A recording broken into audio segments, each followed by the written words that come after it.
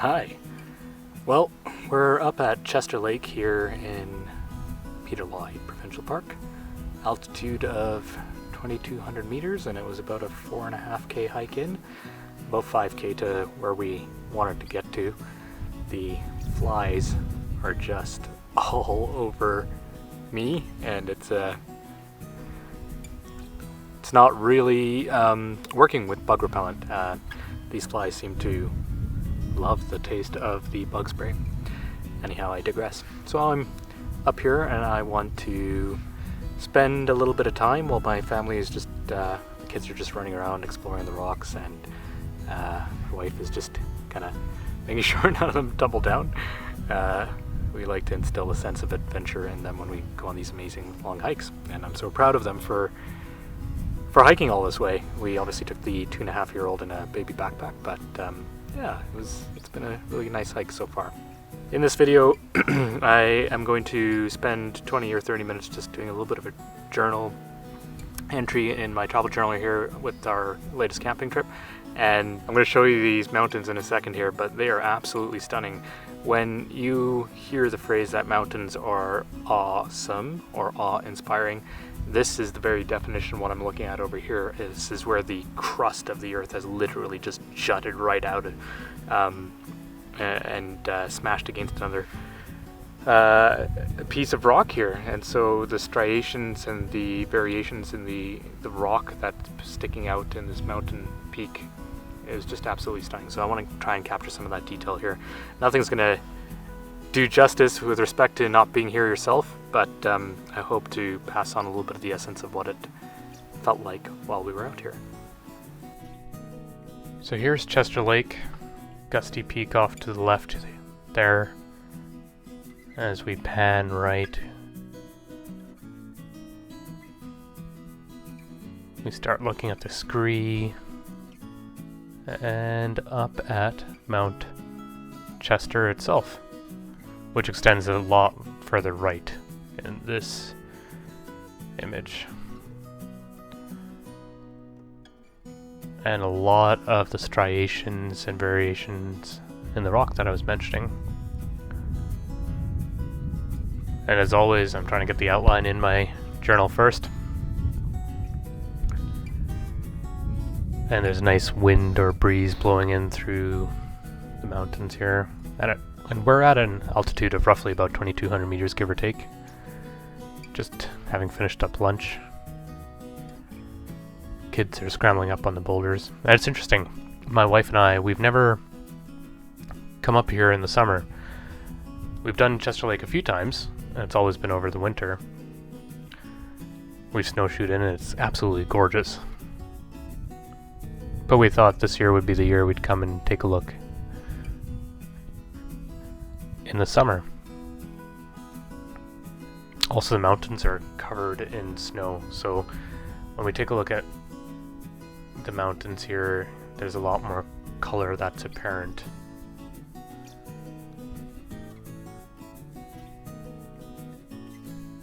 In the rock, which is interesting to see.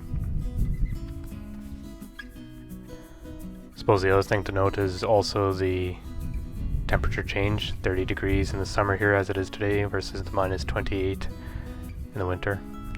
And here's the color that I'm talking about in the rock. You can see it's really red in Mount Chester here. As we go further left, it's kind of gray and that typical mountain color. And you get to see that a lot in the Canadian Rockies, a lot of color variation. I'm sure you can see that in other mountains maybe, in other places, but that red rock implies a heavy iron content. And other mountains in the Canadian Rockies look green, which implies copper mineral content. Tarnished copper turns green. And there's yellow mountains, which implies a heavy amount of sulfur mineral deposits. And then some mountains are a mix. And then you've obviously got limestone and quartz, and it's just a plethora of mishmash. Now, as I'm drawing in these striations, trying to get the feel for how this rock, these mountains look like they're just jutting out of the earth. It was fascinating taking a look at the formation, or a bit of research into the formation of the Canadian Rockies. And I guess what's interesting to me is it was only apparently recently that scientists and researchers have agreed that the Canadian Rocky Mountains were likely formed by a collision between British Columbia and Alberta, which I thought was kind of obvious. You can see how it seems like it just juts out, but I guess the prevailing model to this point was the accretion model, which basically means that people thought that the mountains formed from a gradual accumulation of rock over time. And if you're interested in checking that out, maybe I'll put a link in the description below. This is a article from the Canadian Geographic from 2019, so that recent. But my wife and I were chatting about this, and we thought it was fairly obvious that these mountains were formed by collision. So fascinating how the prevailing model has been, I suppose, dethroned. And now I'm just trying to get the color in here, and I like to always talk about my watercoloring, which is not fancy, but enough to try and imply the red rock above, the sandy, yellowy scree fallen from Mount Chester over there.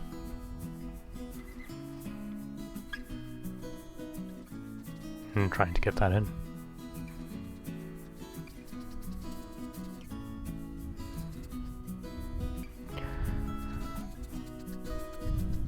So as I mentioned, it was about a 2.5 hour hike in, and you hike up through, it's a fairly steep ascent, about 300 meters, and then you hike about, I'm going to say less than a kilometer in, through wonderful, gorgeous alpine meadows, and there are a lot of skunkweed, I think that's what it's called. It smells kind of funky. Lots of fireweed. Lots of flowers as well. Alpine flowers. And as a result, lots of bees. And today is a very hot day. There's no cloud cover. It's now about 32 degrees Celsius.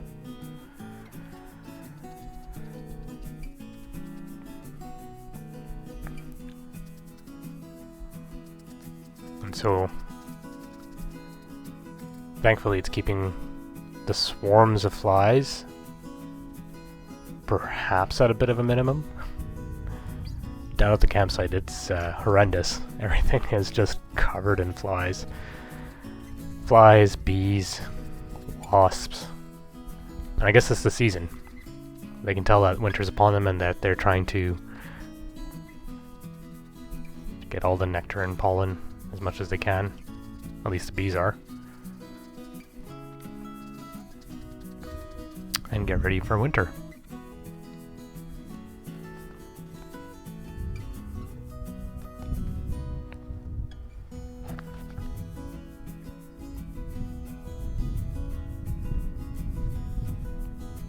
So it's my first time actually using watercolors up at altitude. I typically just draw in outlines and then color it back at the campground or at home. But I thought it'd be interesting. Flies. I'm not sure at all about my color accuracy. I'm just trying to mimic in approximation what I see here.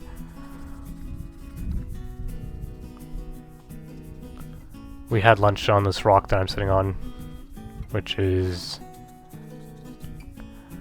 got very short green foliage right around the lake. And I was tempted to go swimming in the lake given it was so hot. And certainly some people are.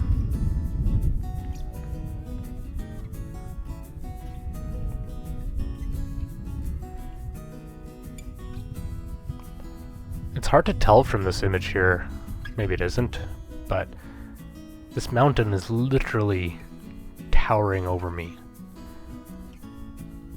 And if I spent another hour just scrambling up that scree on the right hand side, I could probably get another 70-80 meters in altitude there. Take a look at Chest Lake from up above.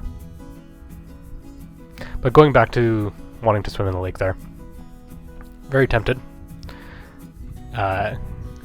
One must keep in mind though that water at this altitude is frigid, very, very cold. There's a few hikers up in the area here. I'm just gonna make sure I get in a little bit of these shrubs, but yeah, a few hikers up in the area here who dare to venture in to the lake in their bathing suits, and you could hear the gasps and the shrieks. One older gentleman was swimming from one side of the lake to the other, and he kept his head above the water, and he was gasping and moaning, kind of like, type of sound. But the thing that did it in for me, for not wanting to get into the lake, was the fact that there's fish in the lake, and I've got a phobia of fish, so not something I'm particularly interested in. I had a friend tell me, jokingly perhaps recently, that yes, alpine fish will bite humans. Oh, flies.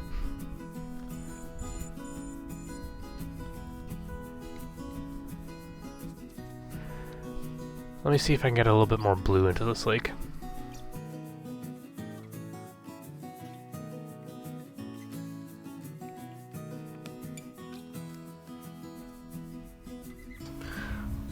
Getting to be about dinner time, and we've got another 2 or 3 hours to hike back, so I better wrap it up here.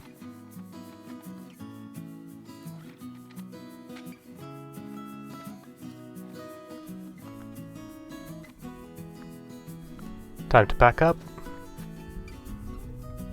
get everything in there, stay away from the fish.